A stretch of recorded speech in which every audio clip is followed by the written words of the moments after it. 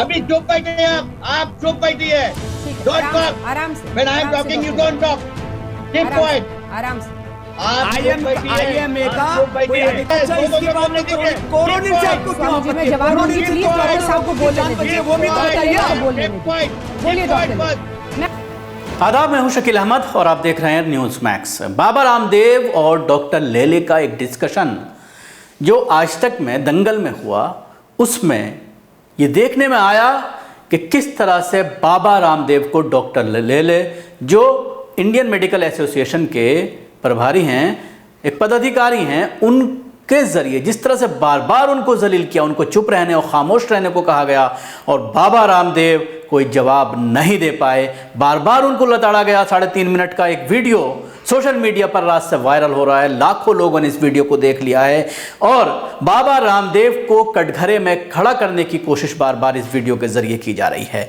बाबा रामदेव ने जिस तरह से एक हरकत की है और इस हरकत के जरिए जिस तरह से एलोपैथी तरीके इलाज को टारगेट करने की कोशिश की है, अपने ब्रांड को चमकाने के लिए, अपनी जो कोरोनिल जो बनाई है उसको चमकाने के लिए, जिस तरह से वो ये कहते हुए नजर आए अपनी वीडियो में कि हजारों डॉक्टर मर गए जो कोरोना का इलाज कर रहे थे और इस तरीके इलाज ने लोगों की जान ली है।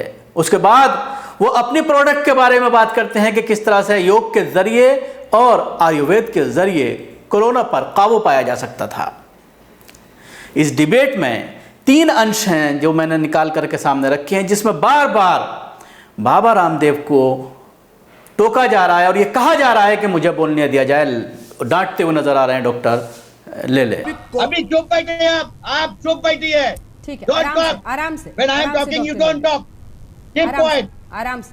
देखा किस तरह से डॉक्टर लेले डांट रहे हैं और अंजना ओम कश्यप जो हमेशा बीजेपी आरएसएस के लोगों का साथ देते हुए नजर आती हैं, लेकिन इस डिबेट में वो भी पूरी तरह से खामोश हैं और वो भी डॉक्टर साहब का साथ देती हुई नजर आ रही हैं। उन्हें लग रहा है कि डॉक्टर साहब आज बहुत गुस्से में हैं। अगर उसने कुछ उनका मुखालफत करने की कोशिश की, उनको टोकने की कोशिश की, बीच में इंटरप्ट किया, तो उसको भी डांट का सामना करना पड़ सकता है। देखिए कोरोना के ऊपर आप जो बात कर रहे हैं, जिस तरीके से बात किया कि बाहर ऑक्सीजन से जितने मरे नहीं उतने आयुर्वेदिक एलोपैथिक दवाई खा के मर गए। अरे व्हाट नॉनसेंस, आपका ये स्टेटमेंट पूरा वर्ल्ड में हंस रहे लोग, पूरे वर्ल्ड से कंप्लेंट आ रही है। क्या बात कर रहे हैं आदमी? आपने एलोपैथिक का क्या पढ़ाई किया है? आप बात मत करना, कीप क्वाइट।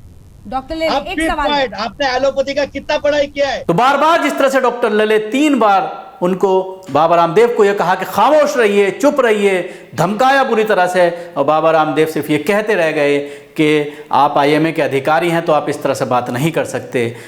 देखिए फिर किस तरह से लताड़ा। बराबर है, क्यों नहीं? आप मेरे ऊपर ऑफिसर लगे हैं, आप धमकाने वाले कौन होते हैं मुझे? आईएमए का कोई अधिकारी होने से आप मेरे ऊपर कोई अधिकारी नहीं कर सकते।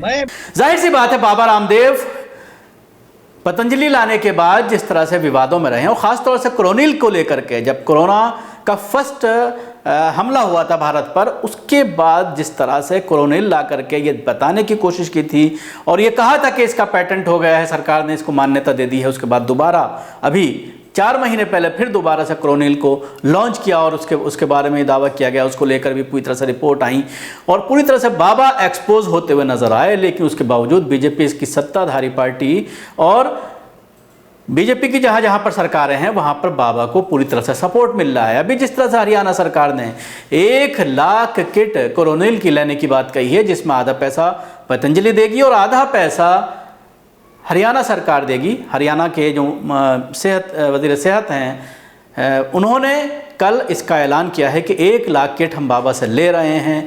उसके साथ ही बाबा हमेशा जिस तरह से हमेशा घिरते रहे हैं शहद को लेकर या और बहुत सारी प्रोडक्ट को लेकर, जिस तरह से शहद में रिपोर्ट सामने आई थी कि 80% चीनी का घोल है और कई कंट्री ने उसका आयात बंद कर दिया था, अपने यहाँ मंगाना बंद कर दिया था।